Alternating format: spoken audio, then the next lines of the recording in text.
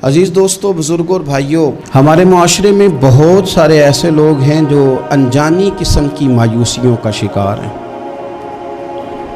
اندیکھا خوف ان کی زندگی کے اندر بری طرح اپنی لپیٹ میں انہیں لیے ہوئے۔ وہ کہتے ہیں کہ سمجھ نہیں آتی زندگی کا مقصد کیا ہے۔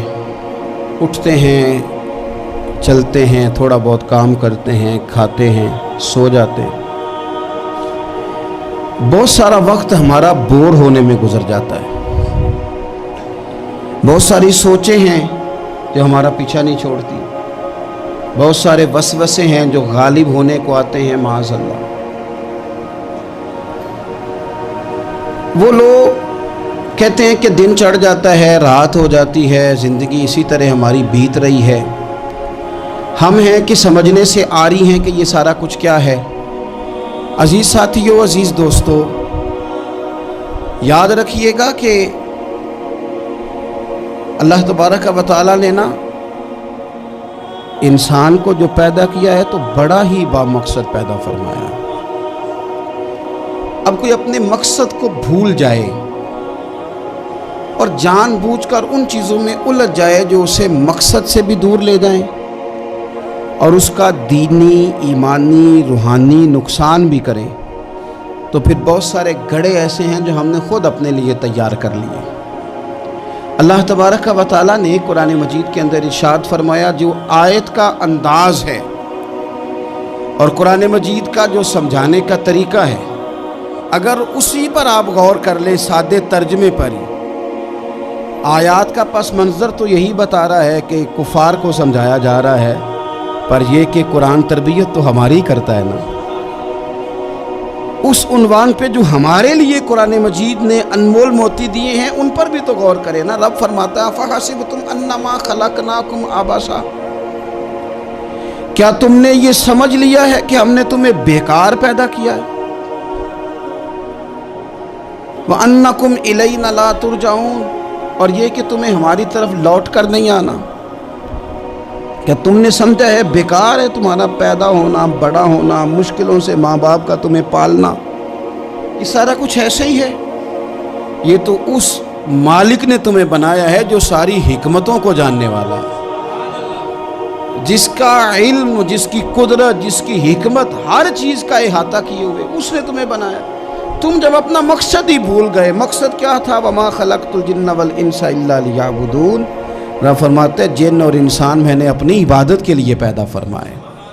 ہمارے اوقات تیزی سے ضائع ہو رہے ہیں، تیزی سے، اور ہم انجانی قسم کی اور نہ چاہنے والی مصروفیات کا شکار ہیں، اور پتہ نہیں ہم کہاں جانا چاہ رہے ہیں، کہاں کھڑے ہونا چاہ رہے ہیں، کہاں رکنا، کہاں رہنا چاہ رہے ہیں۔ میرے رسول پاک صلی اللہ تعالیٰ علیہ وسلم کے غلاموں، ہمارے ہاں نہ کچھ لوگ ایسے ہیں جن کے پاس کچھ چیزیں ہیں، کچھ چیزیں نہیں ہیں۔ کچھ لوگوں کے پاس مال ہے، کچھ کے پاس نہیں ہے۔ کچھ لوگ ایسے ہیں جن کے پاس کوئی عہدہ ہے، کوئی طاقت ہے، کوئی دنیاوی منصب ہے، کچھ کے پاس نہیں ہے۔ لیکن وقت ایک ایسی قیمتی چیز ہے جو سب لوگوں کے پاس موجود ہے۔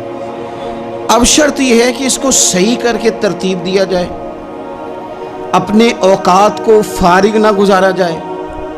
مجھے بھی ایک دن ایک دوست نے کہا تھا کہ میں بور بہت ہوتا ہوں، تو میں نے کہا یار شاید ہم بھی ہوتے ہوں، لیکن اب بور ہونے کا وقت بچا کوئی نہیں زندگی میں۔ اب اتنا ٹائم نہیں ہے کہ بور ہوا جائے، کسی نہ کسی کام بندہ لگا رہے، تو پھر ایسا محسوس ہوتا ہے کہ بور ہونے کے لیے کوئی گنجائش ہی زندگی میں باقی نہیں بچی۔ اگر آپ چیزوں کو مینج ہی نہیں کرتے، ہمارا وقت کیسے گزرتا ہے بھلا؟ جو چیز ہم سب سے زیادہ ضائع کر آئے ہیں زندگی میں پیچھے اور کر رہے ہیں، وہ وقت ہے۔ اسے ہم بڑا قیمتی بنا سکتے تھے۔ ہیرے موتی سے زیادہ قیمتی وقت کے لمحات تھے جو ہم نے بڑی بے دردی سے ضائع کی، بڑی بے دردی سے۔ کہاں کہاں ضائع ہو رہا ہے؟ ہوٹلوں میں، قہوہ خانوں میں، گپوں میں، غیبتوں میں، چگلیوں میں، دوسروں کو نیچا دکھانے میں، سازشیں کرنے میں۔ ہمارے ہاں لوگ سازشوں میں وقت ضائع کرتے ہیں، ہمارے ہاں لوگ موبائلوں پہ وقت ضائع کرتے ہیں، فضول قسم کی ہماری ابحاث ہے جن میں وقت ضائع ہوتا ہے۔ اس ضائع ہونے والے وقت نے ہم سے ہمارا بڑا کچھ چھینا ہے۔ ہمیں بڑی ناکامیوں پہ لا کھڑا کیا. وہ ناکامیاں ہم دوسروں کے اوپر تو ڈالنے کو تیار ہو جاتے ہیں, اس کا الزام تو مختلف جگہ پہ دھر دیتے ہیں, پر یہ ماننے کو تیار نہیں ہوتے کہ ہم نے زندگی میں وقت بڑا ضائع کیا. میرے رسول کائنات سرور کائنات صلی اللہ علیہ وسلم نے فرمایا 2 نعمتیں ایسی ہیں جن کے بارے میں بہت سارے لوگ دھوکے میں. یا رسول اللہ صلی اللہ علیہ وسلم کون کون سی؟ فرمایا ایک صحت اور دوسری فرصت. یہ نعمتیں ہیں تیرے پاس. اگر تو تندرست ہے بہت بڑی نعمت تیرے پاس, اور اگر تیرے پاس فراغت ہے تو سمجھ لیں رب نے موقع دیا ہے قرآن پاک پڑھنے کا, اللہ نے موقع دیا ہے درود و سلام پڑھنے کا, رب نے موقع دیا ہے تجھے خیر کرنے کا, اللہ نے موقع دیا ہے کثرت سے سجدے کرنے کا, مالک نے تجھے موقع دیا ہے اپنی بارگاہ میں جھکنے کا, اللہ نے موقع دیا ہے دعائیں مانگنے کا, نوافل پڑھنے کا, اذکار کرنے کا, تسبیحات پڑھنے کا, لیکن ہم نے ضائع کر دیا ٹائم کو. حکیم الامت مفتی احمد یار خان صاحب نعیمی رحمۃ اللہ علیہ, انہوں نے قرآن مجید کے ایک پارے کی تفسیر لکھی ہے تو ایک پوری جلد بن گئی ہے تفسیر کی. ہر پارے کی ایک جلد ہے. 8 جلدوں میں انہوں نے حدیث پاک کی شرح لکھی ہے. ساری زندگی دین کی خدمت کی. کس طرح کر لی؟ اس لیے کہ چیزوں کو انہوں نے طے کر لیا. وہ 1 بجے خطبہ جمعہ کا آغاز کرتے تھے تو جب وہ سپیکر میں الحمدللہ کہتے تھے نا تو لوگ اپنی گھڑیاں ٹھیک کرتے تھے کہ لو بھی 1 بج گیا. یہ ترتیب دیا ہمارے بزرگوں نے, ٹائم مرتب کی چیزیں. مفتی صاحب گزر گئے, ہو گیا ٹائم, تو کہتے ہیں کبھی گھڑی منگوا کے بھی دیکھتے تو واقعی 4:45 ہوئے ہوتے. طے شدہ زندگی گزاری, اس لیے ان کے وقت میں برکت تھی. انہوں نے پڑھا بھی لیا, لکھ بھی لیا, اور انہوں نے ہزاروں صفحات لکھے, خدمت بھی کی, اور وہ سرخرو ہو کر رب رسول کی بارگاہ میں حاضر بھی ہو. میرے رسول پاک صلی اللہ تعالیٰ علیہ وسلم ارشاد فرماتے ہیں, یہ حدیث امام بہقی نے لکھی ہے, حضور فرماتے ہیں کہ جب روزانہ سورج طلوع ہوتا ہے نا تو اس دن وہ دن اعلان کرتا ہے, وہ دن اعلان کرتا ہے کہ اگر کوئی کام کرنا ہے تو کر لو, میں آج آیا ہوں, آج کے بعد نہیں آؤں گا. آج کا کام آج کر لو, میں کل نہیں آؤں گا. جو دن آج آیا ہے یہ قیامت تک بھائی دوبارہ نہیں آئے گا. جس کی آج تلاوت رہ گئی, جس کا آج درود پاک رہ گیا, جس نے آج سجدے نہ کیے معاذ اللہ رہ گئے اس کے, جس نے جو خیر کرنی تھی آج کے دن نہ کر سکا تو رہ گئی. حضرت عمر بن عبدالعزیز رحمۃ اللہ علیہ سے کسی نے کہا حضور یہ کام رہنے دے, کل کر لیجئے گا. تو فرمانے لگے جو کل کرنا ہے وہ پھر کب کروں گا؟ اس کام کو کل کر لوں گا تو جو کل کرنا ہے وہ کب کروں گا؟ امام شافعی رحمۃ اللہ علیہ فرمایا کرتے تھے کہ میں نے نا صوفیاء سے ایک بات سیکھی ہے جس نے مجھے زندگی میں بڑا نفع دیا ہے. آپ فرمایا کرتے تھے کہ صوفیاء کہتے ہیں کہ وقت ایک تلوار ہے, یہاں تو تم اسے اپنے بس میں کر لو, یعنی مینج کر لو, طے کر لو, معاملات کو مرتب کر لو, اس طرح اس وقت یہ کرنا ہے, اس وقت یہ کرنا ہے, تو پھر تم اس تلوار کی وجہ سے ساری مشکلات کو کاٹ دو گے. اور اگر تم نے اس تلوار کو نہ تھاما تو یہ وقت ایک ایسی تلوار ہے پھر یہ تمہیں کاٹ دے گا. اور فرمایا کرتے تھے یہ اتنی تیزی سے پگھلتا ہے وقت, کالے بال سفید ہو جاتے ہیں, سیدھی کمر ٹیڑھی ہو جاتی ہے, تندرست وجود بیمار ہو جاتا ہے. اتنی تیزی سے پھر یہ وقت گزرتا ہے کہ برف اگر دھوپ میں رکھ دی جائے تو وہ اتنی تیزی سے نہیں پگھلتی جتنی تیزی سے ہماری زندگی کے دن پگھل رہے ہیں. ہم سمجھ رہے ہیں دن بڑھ رہے ہیں, حالانکہ دن بڑھ نہیں رہے, دن کم ہو رہے ہیں, ہم موت کے قریب جا رہے ہیں. اپنے روزمرہ کی جو چیزیں ہیں, معاملات زندگی ہے, اس پر خوب توجہ دیں اور خوب محنت کریں اور چیزوں کو طے کر لیں. اگر آپ طے کر لیں گے تو ہم محسوس کریں گے کہ ہم نے زندگی میں کچھ کر لیا ہے. لیکن میرے بھائی اگر سوچنے میں, سمجھنے میں, سیروں میں, آنے جانے میں اکثر دوستوں سے کہتا ہوں کہ زندگی شگل میلے میں گزر گئی لوگوں کی, شگل میلے, یا بیسوں میں یا شگل میلے میں. 2 گلیاں چھوڑ کے مسجد ہے تو آپ نے نہیں دیکھا ہوگا کہ 15 بندے اکٹھے ہو کے مسجد جاتے ہو کسی گلی سے, 15 20 جا رہے ہیں, آؤ چلیں یار سارے جمعے کا ٹائم. اس طرح نہیں اکٹھے ہوتے, 7 گلی میں جانا ہے. لیکن اگر انہی لوگوں سے کہا جائے کہ سیر کے لیے جانا ہے تو پوری بس بھر جاتی ہے ایک محلے سے. انہی سے کہا جائے کہ میلہ ٹھیلا لگا ہے وہاں جانا ہے تو پوری بس بھر جاتی. 7 والی گلی جانے کو تیار نہیں. میرے بھائی جنت انسان کی کامیابی کا مقام ہے. جنت وہ جگہ ہے جہاں ہم کامیاب ہو کر فلاح پا کے جائیں گے. जन्नत वो जगह है कि जहाँ कोई हसरत बाकी नहीं रहेगी, कोई ख्वाहिश बाकी नहीं रहेगी। और जन्नत के अंदर वो नेमतें हैं कि नबी पाक सल्लल्लाहु ताला अलैहि वसल्लम फरमाते हैं कि तुम्हारे रब ने तुम्हारे लिए जन्नत में वो नेमतें तैयार की हैं, न किसी आँख ने देखी, न किसी कान ने सुनी, ना तुम्हारे दिल पर कभी ख्याल ही गुजरा होगा कि ये भी हमें मिलेगा। वो सारा कुछ भी अल्लाह तुम्हें जन्नत में अता करेगा। लेकिन हज़रत मुआज़ इब्न जबल रज़ी अल्लाह ताला अन्हु इरशाद फरमाते हैं कि जन्नतियों को भी एक हसरत होगी। फरमाने लगे मैंने रसूल पाक से सुना है, फरमाने लगे मैंने हुजूर से सुना है कि जन्नती भी उस वक्त पर हसरत करेंगे जो वक्त उनसे ज़ाया हो गया और खुदा के ज़िक्र में नहीं गुजर सका। वो हसरत करेंगे कि ये लम्हा हमने ज़ाया कर दिया, अल्लाह के ज़िक्र के बगैर गुजार दिया, खैर के जुमले के बगैर गुजार दिया, दरूद व सलाम के बगैर गुजार दिया।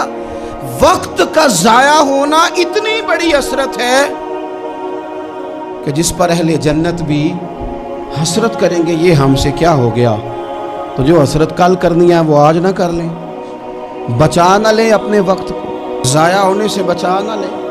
हम कभी पलट के देखें ना तो हमारी बहुत सारी महरूमियों का सबब यह है कि हमने सुस्ती बड़ी की। मैं कई दफ़ा गौर करता हूँ ना, ज़ाती तौर पर तो मैं समझता हूँ ज़िंदगी में बहुत सारे और काम भी हो सकते थे लेकिन सुस्त हो गए। क्या ही अच्छा था 1 घंटा और कम सो लेते, क्या ही अच्छा था कि थोड़ा और आगे बढ़ लेते। जागना है जाग ले अफलाक के साए तले, फिर तू हश्र तक सोता रहेगा खाक के साए तले। कुछ काम करें, कुछ आगे बढ़ें, कुछ अपनी ज़िंदगी के अंदर चीज़ों को ले कर के आएँ। आप जब कुछ चीज़ों को लाएंगे, कुछ करेंगे।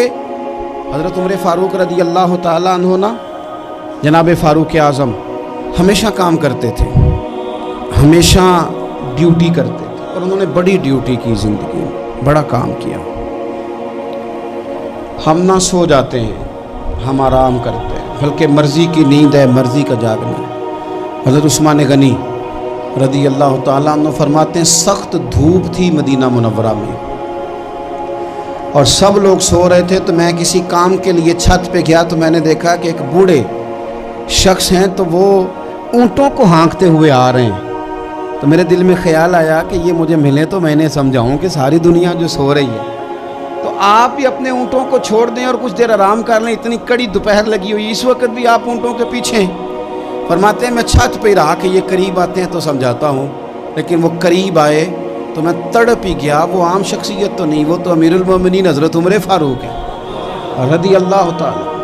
मैंने उनसे कहा कि अमीरुल मोमिनीन इस धूप में आप ऊँटों के पीछे सारा ज़माना सो रहा है, किसी ग़ुलाम को फरमा देते। तो आप फरमाने लगे ये माले गनीमत के ऊँट हैं, ग़ुलाम की ड्यूटी तो नहीं ना, ड्यूटी तो मेरी है ना मुसलमानों का माल संभालने की।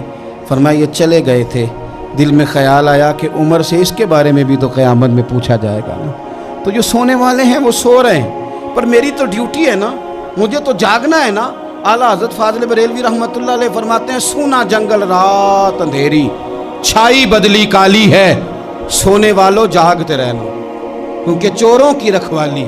सोने वालों, एक तो सोने से ये मुराद है ना, और एक सोने से मुराद सोना है जो बड़ा कीमती होता है। सोने वालों जागते रहना, चोरों की रखवाली है। हज़रत मुआविया बिन खुदैज रज़ी अल्लाह ताला अन्हु एक सहाबी हैं, वो फरमाते हैं कि मैं इस्कंदरिया की फ़तह हुई तो मेरी ख्वाहिश हुई जनाब उमर को जाके खुशखबरी सुनाऊं, लेकिन जिस वक़्त मैं मदीना शरीफ पहुंचा ना तो सब लोग दोपहर का आराम कर रहे थे।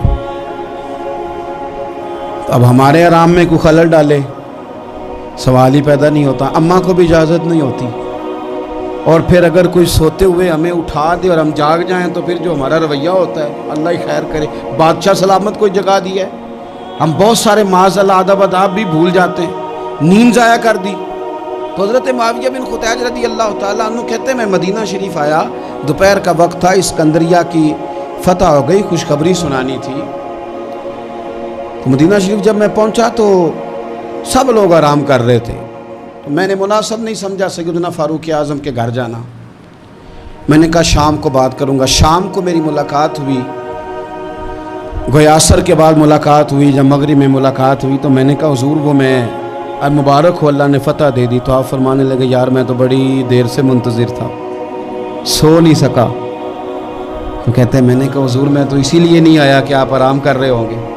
تو آپ فرمانے لگے آرام میں کیا کرتا تھا پر خلیفہ بننے سے پہلے اب کہاں وقت ہے میرے پاس، اتنی ذمہ داریاں ہیں، کہاں آرام کرتا ہوں۔ اور پھر رو پڑے اور فرمانے لگے میں تو رات کو بھی کم سوتا ہوں۔ حضور کیوں؟ فرمانے لگے دن مخلوق کے کام دیکھتا رہتا ہوں اور رات ہوتی ہے تو رب کی عبادت کرتا رہتا ہوں۔ میں نے تو رات کو بھی سونا کم کر دیا۔ ہماری زندگی میں بہت ساری میرے بھائی ہماری ناکامیوں کی وجہ ہماری سستی بنی، ہماری کاہلی بنی، ہماری لاپرواہی بنی۔ بہت سارے افسران ایسے ہیں جن کے عملے کی خرابی کی وجہ یہ ہے کہ وہ اٹھ کے باہر آ کے چیک کرنا پسند ہی نہیں کرتے کہ عملے کے لوگ کیا کر رہے ہیں۔ بہت سارے ایسے اداروں کے سربراہان ہیں کہ جو اپنے دفتر سے اٹھ کے باہر آ کے دیکھنا پسند ہی نہیں کرتے کہ عملے کے لوگ کر کیا رہے ہیں۔ تو جب ہم ان چیزوں کو پرکھتے نہیں، دیکھتے نہیں، محاسبہ ہی نہیں کرتے تو پھر چیزیں شترے بے مہار ہو جاتی ہیں۔ اپنی زندگی میں چیزوں کو مینج کریں۔ نوجوانوں نے تو بالکل طے کر لیا ہے کہ مرضی سے سونا ہے اور ہر کام الٹ کرنا ہے۔ کوئی نوجوان ملنے آیا تھا تھوڑے دن پہلے دوپہر کو، تو میں نے کہا کھانا کھلائیں، تو کہنے لگے پیر صاحب ابھی تو میں نے ناشتہ کیا ہے۔ تو میں نے کہا میاں 12:30 جس نے ناشتہ کیا ہے تو دوپہر کا کھانا 6 بجے کھائے گا، اور رات تیری کب ہوگی؟ پھر یہی ہے نا کہ 12:30 اماں تو بیچاری بڑھاپے میں اٹھ کے پکا کے نہیں دے گی، تو برگر ہی کھائے گا، اور سویرے وہ ہضم نہیں ہوگا، پھر تو دوائی بھی کھائے گا۔ جب آپ فطرت کے خلاف چلتے ہیں، رات رب نے سونے کے لیے بنائی اور دن جاگنے کے لیے، تو جب الٹ کرو گے جوانوں تو صحت پر بھی اس کا اثر پڑے گا۔ دن کی جو نیند ہوتی ہے وہ سستی پیدا کرتی ہے، اور رات کی نیند آپ کی تھکاوٹیں دور کرتی ہے۔ تو جس چیز نے آپ کو سست کرنا ہے اس پر توجہ زیادہ ہے، اور جس چیز نے آپ کو طاقتور کرنا ہے اس پر آپ کی توجہ نہیں۔ وقت پر رات کو سونا اور کچھ نہ کچھ کرتے رہنا۔ میری بزرگوں سے بھی گزارش ہے کہ ریٹائرمنٹ کی زندگی اور جوانوں سے بہت زیادہ امیدیں لگا لینا اور کمزور پڑ جانا، یہ بھی چیزیں انسان کے لیے مشکل پیدا کرتی ہیں۔ کیوں ریٹائر ہوں؟ کبھی تلاوت سے بھی بندہ ریٹائر ہوا ہے، کبھی درود و سلام پڑھنے سے بھی بندہ ریٹائر ہوا ہے، کبھی معاذ اللہ کثرت نفل سے بھی بندہ، نوافل سے بھی بندہ ریٹائر ہوا ہے۔ اللہ اللہ کریں، کچھ کام کریں۔ حضرت امام قاضی ابو یوسف رحمۃ اللہ علیہ، آپ پہلے قاضی القضاء ہیں امت کے۔ امام اعظم ابو حنیفہ رحمۃ اللہ علیہ کے آپ شاگرد ہیں۔ چیف جسٹس بنایا تھا ہارون رشید نے آپ کو۔ ساری زندگی علم پڑھنے میں، علم پڑھانے میں گزری۔ وہ جو نبی پاک صلی اللہ علیہ وسلم کا فرمان ہے نا، ہمیشہ سیکھنے کا، طلب کرنے کا، اس پر بڑے شوق سے عمل کیا۔ آخری وقت آیا تو بڑے بیمار ہو گئے تھے۔ شیخ ابراہیم ایک عالم ہیں، وہ کہتے ہیں میں آپ کی زیارت کے لیے گیا تو آپ نا اتنے علیل تھے کہ بے ہوشی کے عالم میں آپ آرام کر رہے تھے۔ میں بیٹھا تو ہوش آیا۔ ساری زندگی علم پڑھانے میں، دین سیکھنے میں، دین سکھانے میں، لوگوں کو بتانے میں، تحقیق کرنے میں گزر گئی۔ آنکھ کھلتے ہی نہ مجھ سے کہنے لگے اچھا ہوا ابراہیم تم آ گئے، ایک مسئلہ ڈسکس کرنا تھا۔ میں نے کہا حضور اس حال میں بھی؟ تو کہنے لگے اچھا نہیں، دین پڑھتے پڑھاتے سیکھتے سکھاتے دنیا سے چلے جائیں، ہم سے زیادہ خوش نصیب کون ہوگا؟ کہتے میں اتنا متاثر ہوا کہ دنیا سے جا رہے ہیں، شوق ابھی بھی علم کا ہے، آخری ہجکیاں ہیں اور علم کا ابھی بھی شوق ہے۔ فرماتے ہیں ان کی طبیعت میں بڑی نکات تھی، مسئلہ بتایا، پھر لیٹ گئے۔ میں نے سلام لی اور جب میں ان کے دروازے سے آگے گزرا تو پیچھے سے کسی کے رونے کی آواز آئی۔ میں نے پوچھا کیا ہوا؟ تو کہنے لگے امام ابو یوسف کا وصال ہو گیا۔ آخری دم تک ان لوگوں نے اپنے معاملات کو نہیں چھوڑا، چیزوں کو مینج کر کے رکھا۔ مسند امام احمد بن حنبل میں حضرت انس بن مالک رضی اللہ تعالی عنہ کی حدیث ہے، میرے نبی پاک صلی اللہ علیہ وسلم نے فرمایا قیامت قائم ہونے لگے، تمہیں پتہ لگ جائے قیامت آنے والی ہے اور تمہارے ہاتھ میں ایک چھوٹا سا پودا ہو، تو فرمایا قیامت قائم ہونے سے پہلے پہلے اسے بھی لگا دینا، خیر کا کام کر ہی لینا۔ وہ جو تمہارے پاس تھوڑا سا وقت ہے تو وہ بھی انتظار میں نہ گزار دینا کہ قیامت آ رہی ہے تو انتظار کروں، فرمایا وہ پودا بھی لگا دینا تاکہ اس کا ثواب بھی تمہارے نامہ اعمال میں پہنچ جائے۔ کیوں وقت ضائع کریں، کیوں لمحات ضائع کریں، کیوں ایسا کام کریں جو ہمارے لیے بڑی مشکل کا باعث ہے۔ ہم نے ابھی تک طے نہیں کیا کہ ہم نے کرنا کیا ہے۔ بہت سارے لوگ ابھی تک طے نہیں کر پائے کہ میں دراصل ہوں کیا، میرا سفر کیا ہے، میں نے جانا کدھر۔ بہت سارے لوگ ایسے ہیں جن کی ابھی تک ساری توجہ دوسروں پر ہے، اپنے اوپر توجہ کر ہی نہیں سکے۔ ہم نے طے ہی نہیں کیا، اور جو کام کرنے والے تھے 39 سال عمر پائی حضرت عمر بن عبدالعزیز نے، 39 سال، پورے 40 نہیں، لیکن وہ کروڑوں بار درود و سلام بھی پڑھ گئے، وہ سینکڑوں مرتبہ قرآن مجید بھی ختم کر گئے۔ پچھلے ان سے قبل گزرنے والے بادشاہوں کی زیادتیاں معروف تھیں، لیکن وہ آئے تو نظام حکومت کو عدل سے بھی بھر گئے۔ لوگ بڑی بڑی آسائشوں میں زندہ تھے، انہوں نے بادشاہی میں فقیری کر کے بے دکھا دی۔ انہوں نے اس طرح کا نظام دنیا کو دے دیا کہ زکوٰۃ دینے والا ملتا تھا، لینے والا ملتا ہی کوئی نہیں تھا۔ 39 سال کی عمر میں سرخرو ہو کر رب رسول کی بارگاہ میں بھی پہنچ گئے، سارا کمال حاصل ہو گیا۔ عمر کتنی پائی؟ 39 سال۔ میرے محبوب پاک علیہ السلام کی جو ظاہری عمر مبارک ہے وہ 63 سال ہے، اور 23 سال حضور کا دور تبلیغ ہے، اس میں 27 جنگیں لڑی ہیں نبی پاک صلی اللہ علیہ وسلم، 27۔ اس کے اندر میرے نبی پاک صلی اللہ علیہ وسلم نے تبلیغ کے لیے کفار سے مقابلہ کیا، طائف سے لے کر تبوک تک کے سفر کیے۔ میرے اور کائنات کے محبوب علیہ السلام نے ان 23 سالوں کے اندر حضرت بلال حبشی رضی اللہ تعالیٰ عنہ کی آوازیں زمین سے لے کر جنت تک اپنے مقدس کانوں سے سماعت بھی فرمائی۔ اپنے غلاموں کو اتنے درجوں تک حضور نے پہنچایا۔ حضور نے پوری دنیا میں ابلاغ دین بھی کیا، کتاب و سنت بھی سکھایا، نبی پاک نے واعظ و نصیحت بھی فرمائی، جنگوں اور غزووں میں بھی وقت دیا۔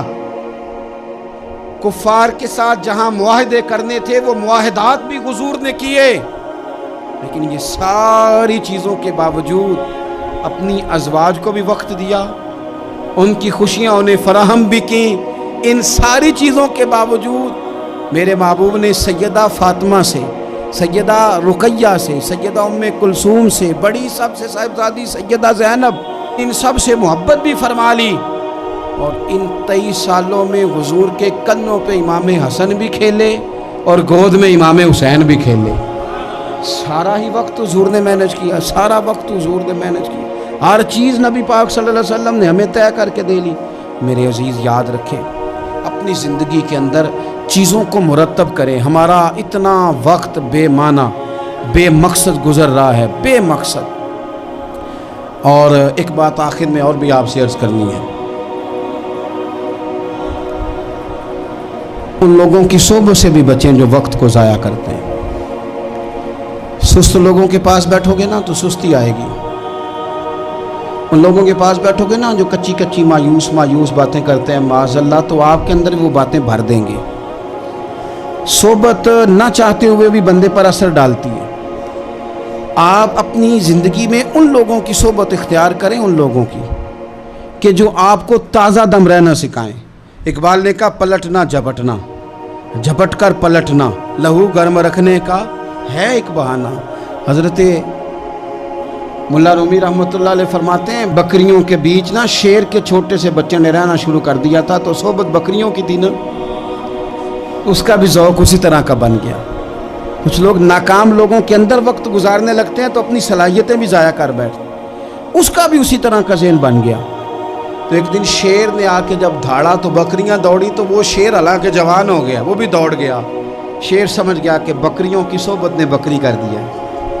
اس نے کہا کہ باقی باتیں تو بعد میں، اسے یاد کرانا ہے کہ تو شیر ہے، اسے یاد کرانا ہے کہ تو نکل کے صحرا سے جس نے روما کی سلطنت کو الٹ دیا تھا، سنا ہے میں نے یہ قدسیوں سے کہ وہ شیر پھر ہوشیار ہوگا۔ فرماتے ہیں کہ اس شیر نے نہ کسی طریقے سے، بکریاں تو بھاگ گئیں، تو اس شیر کو وہ گھیر کے لایا دریا کے پل کے اوپر، اور جب وہ پل کے اوپر کھڑا ہوا اور اس نے نیچے دیکھا نا پانی میں، او ہو میں تو شیر ہوں۔ اب جب شیر اس کی طرف گیا تو وہ جوان تھا، وہ دھاڑا، تو شیر کہنے لگا میں تجھے کھانے نہیں آیا، صرف تجھے یاد کرانے آیا ہوں کہ تو شیر ہے۔ یہ تو بکریوں کی صحبت نے تیرا حال برا. اقبال کہتے ہیں پلٹنا جھپٹنا, جھپٹ کر پلٹنا, یہ تو لہو گرم رکھنے کا ہے اقبال. حضرت عبداللہ ابن مسعود رضی اللہ تعالیٰ عنہ ارشاد فرماتے ہیں کہ بے شک مجھے بیکار اور فارغ رہنے والے شخص سے نفرت ہے, اور اس شخص سے میں ہمیشہ بچتا ہوں جو نہ کوئی دنیا کا کام کر رہا ہو نہ آخرت کا کر رہا ہو. بیکار بیٹھا ہے, اس نے اپنے آپ کو زنگ لگا دیا. میں اس شخص سے ہمیشہ بچتا ہوں, دور رہتا ہوں, بری ہوں ایسے بندے سے, میں نہیں قریب جاتا. حضرت عبداللہ ابن مسعود فرماتے ہیں کہ بچو ایسے لوگوں سے کہ جنہوں نے خود بھی ایک ناکام زندگی گزار رہے ہیں وہ, اور تمہیں بھی وہ وہی رغبت دیں گے. ایسے لوگوں کی صحبت میں بیٹھیں, ایسے لوگوں کی صحبت میں کہ جو آپ کو چست کریں, جو آپ کو بتائیں کہ وقت ضائع نہیں کرتے بلکہ وقت کے ہیرے بڑے قیمتی ہیں, انہیں ہمیشہ سجا کے رکھتے ہیں. اللہ کریم ہمیں سمجھنے کی توفیق عطا فرمائے.